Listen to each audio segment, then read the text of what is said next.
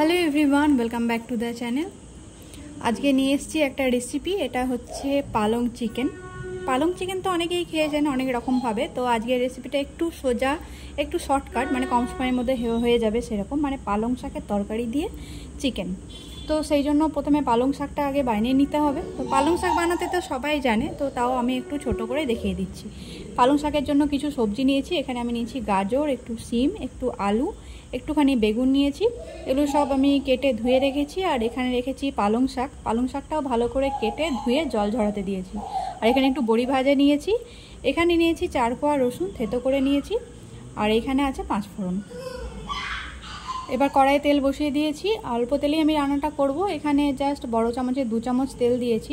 একদম অল্প তেলে রান্নাটা করব। তো তেলটা একটু গরম হয়ে যাওয়ার পর আমি 5 ফোড়নটা দিয়ে দিয়েছি। আর তারপরে দিয়ে দিয়েছি রসুনটা। তো এটা একটু হালকা একটু ভেজে নেব। তারপরে এই সবজিগুলো এক এক করে দিয়ে দেব। সবজিগুলো একটু ভালো করে নেড়ে চেড়ে ভেজে নেব। যেহেতু আমি খুব কম তেলে করছি, সেই জন্য নুন হলুদটা এখনই দিয়ে দিলাম। নুন হলুদ দিয়ে একটু নাড়াচাড়া করে ঢাকা দিয়ে দেবো, তাহলে এটা সিদ্ধ হয়ে যাবে তাড়াতাড়ি। একটু বেশি যদি তেল দেওয়া হয় তাহলে একটু আরও ভালো হয়। আমি একটু কম তেলেই করছি। এখানে একটা মিডিয়াম সাইজের টমেটো আর একটুখানি আদা জিরে বাটা এখানে দিয়েছি। ভালো করে কষিয়ে নিলাম। মশলাটা কষানো হয়ে গেলে তারপরে পালং শাকটা দিয়ে দিচ্ছি। পালং শাকটা দিয়েও একটু ভালো করে নাড়িয়ে চাড়িয়ে নেব, যাতে মশলাটা ভালো করে মিক্স হয়ে যায়। তো এটাতে জল দেওয়ার খুব একটা দরকার নেই। এই পালং শাকের মধ্যে প্রচুর জল থাকে, যেটা রান্নাটার জন্য একদম সাফিসিয়েন্ট। তো আমি এখানে এক্সট্রা জল ব্যবহার করিনি, তবে আপনাদের দরকার হলে দিতেই পারেন। তো হয়ে গেছে মোটামুটি। এটা এবার একটু ভালো করে নাড়িয়ে চাড়িয়ে নেব। আর একটুখানি আমি চিনি দিয়েছি। তো তরকারিটাতে একটু চিনি না দিলে ভালো লাগবে না, যেহেতু অনেকগুলো সবজি দেওয়া আছে। তো হয়ে গেছে আমার পালং শাক। আমি দুভাগে ভাগ করে নিয়েছি।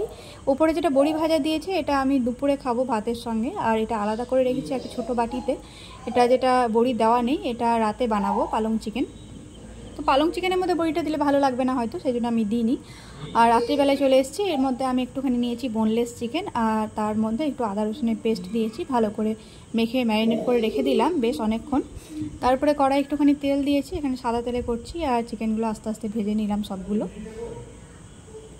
তো আস্তে আস্তে ঢাকা দিয়ে ভেজে নিচ্ছি। আমি খুব কম তেলেই রান্নাটা করেছি। চিকেনটাও খুব কম তেলেই ভাজছি। এটা ভালো করে ভাজা হয়ে গেছে। চিকেনটা আমি আর তুলবো না। এই যে দেখুন, সিদ্ধ হয়ে গেছে। ঢাকা দিয়ে 2-3 বার এটা উল্টে পাল্টে নেড়ে দিলে চিকেনটা একদম সিদ্ধ হয়ে যাবে। এর মধ্যে আমি পেঁয়াজটা দিয়ে দিচ্ছি। মানে আমার এখানে জায়গা আছে অনেকটা, আমি যেহেতু অল্প পরিমাণে করছি সেই জন্য আর চিকেনটা তুললাম না। আপনাদের দরকার হলে অবশ্যই তুলে রাখবেন। তো পেঁয়াজটা খুব একটা বেশি ভাজার দরকার নেই, অল্পই ভাজবো। তো এবার হয়ে গেছে পেঁয়াজটা মোটামুটি ভাজা। এখানে আমি কেচাপ ইউজ করছি, টমেটো এখানে দিলাম না, কারণ পালং শাকে অলরেডি আমি একটা টমেটো দিয়েছি। আর এখানে দিচ্ছি কাঁচা লঙ্কা। রান্নাটা আমি একটু কম তেলে করছি, সেই জন্য একটু বেশি সময় ধরে নেড়েচেড়ে করতে হচ্ছে। এটা এমনিতেই খেতে ভালো হয়, তবে আপনারা যদি পেঁয়াজটা ভাজার সময় আর একটু বেশি তেল দিয়ে করেন তাহলে রেসিপিটা খেতে আরও বেশি ভালো হবে। তো আমি একটু হেলথ কনসাস মানুষ, সেই জন্য একটু রান্নাবান্না কম তেলেই করি।